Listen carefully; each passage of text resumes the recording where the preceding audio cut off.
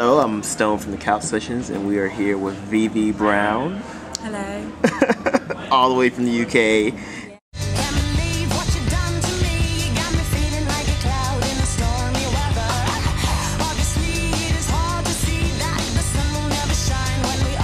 How's the tour?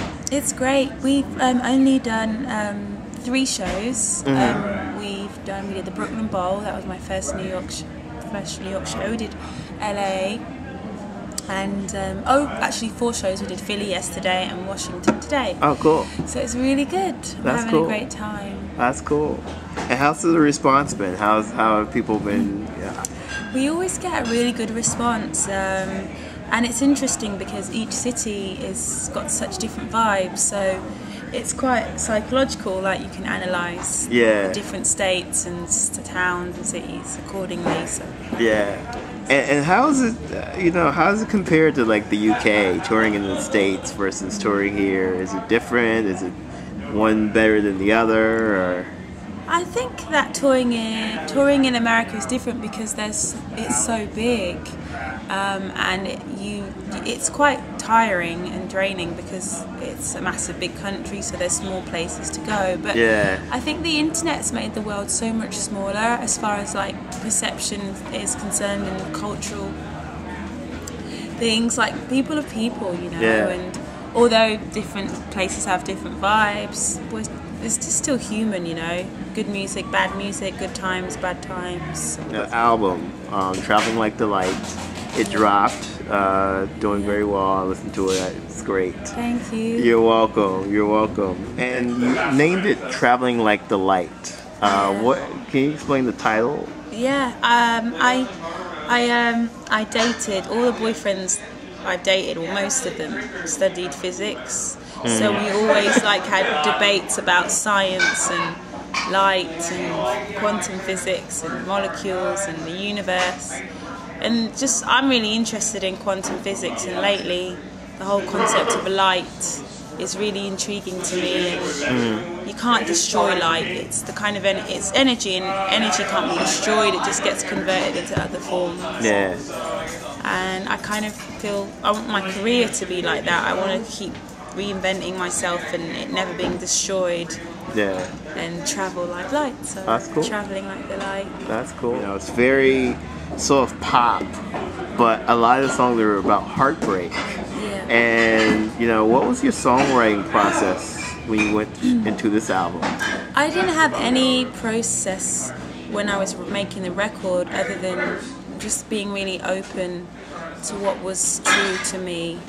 And I think by me just being open and free, this is what came out. And I think it was interesting because at the time I was really sad, but the melodies are really happy. And I think it was a place where it was a feeling of liberation, like I was coming out of the dungeon. Yeah. And so that's why there's such a contradiction there of the sadness but the happy. Yeah. You kind of caught me right in my transitional period, and I think my music reflects that transition. I was hearing from earlier interviews that you had another attempted album. Yeah. And you're in LA, and I guess they wanted to change you. Can you sort of speak about that?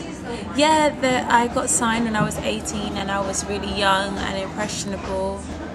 And I didn't really know who I was as an artist, and I was signed to a big major label. I think when you don't know who you are or what your identity is, it's easy to get tossed like a Caesar salad. Yeah. And I got tossed like a Caesar salad, and ended up making a record that wasn't me. Yeah. But thankfully, it never got released, and it was a huge life lesson for me. Yeah. Yeah. How does it feel like this to be caught in a web of a heavy grip where your mind can't believe or try to admit that the one that you love is a fool you don't realize? The album's very pop, but it's got a little like 50s, 60s twang to it. And so what was your music, your inspiration, growing up? I was listening to Grace Jones, David Bowie, B-52s, Ella Fitzgerald, Blur, The Gorillaz, Pulp,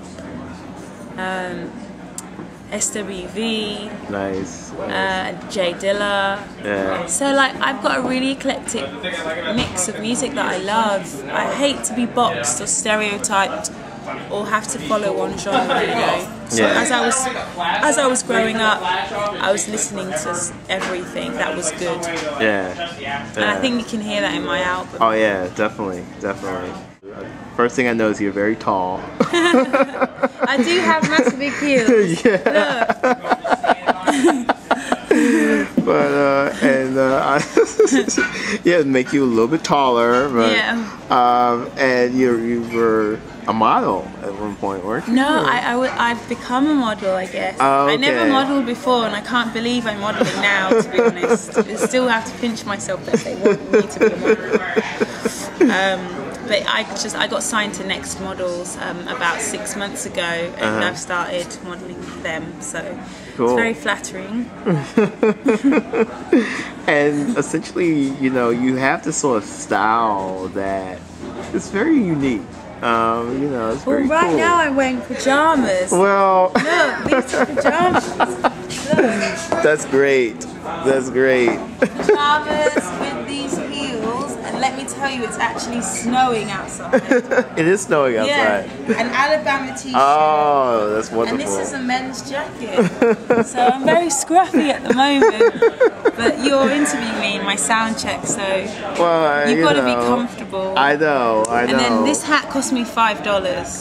Nice. Yeah. Nice. I'm a real thrift store girl. That's good. That's good. In But- these times, you know. But my style is fusion, really. Like I think I established my style from being broke. I didn't have any money around that time when I was making the album, and when you don't have money, you're forced to be creative. Yeah. And so I was sewing and cutting my own clothes and going into thrift stores and second-hand stores and finding treasures, vintage shops, you know. Yeah. And I think that's where it started. And do you consider yourself like a punk or a rebel? Because you seem sort of, you know. I don't know. Do I seem like that? No. Do you want to seem like that?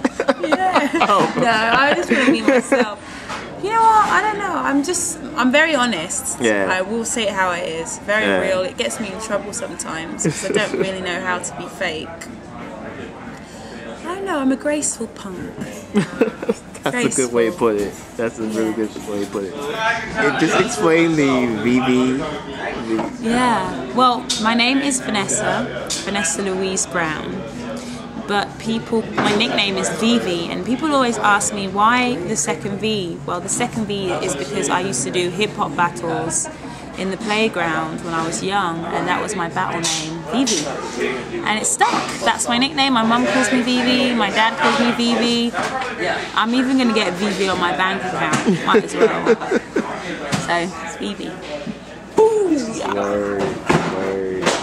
You performed at Jules Holland, which is actually one of my favorite shows. It's great, isn't I it? love Even Jules Holland is one of those boxes you tick that you just say, right, I've done that in my life. Because I used to watch Jules Holland when I was like a teenager and dream about going on that show. That show generally kind of is a show of credibility. Like they always have really good live bands on there. Yeah. So for us to get booked for that was a real pleasure and something that I'll never forget. Yeah. And we were on the show with Kings of Leon and Metallica. Wow. And Carla Bruni, who's the French president's wife. Yeah. So to be a newbie on the scene with all these incredible artists was extremely exciting. Yeah. So it was great. Yeah. So what should we expect from a VV Brown show tonight? Well, I Live really love live music. I take it very seriously. Like, to me, I really get annoyed with myself if I don't do a good show. Like, I cry and all that rubbish. Yeah. Even if there's only one person in the room, like, it means a lot to me. So you'll expect a real live show. And lots of headgear. Lots of big head stuff and masks. And some fun, you know? Cool. Hear the album live. Live is always a different perspective. Exactly.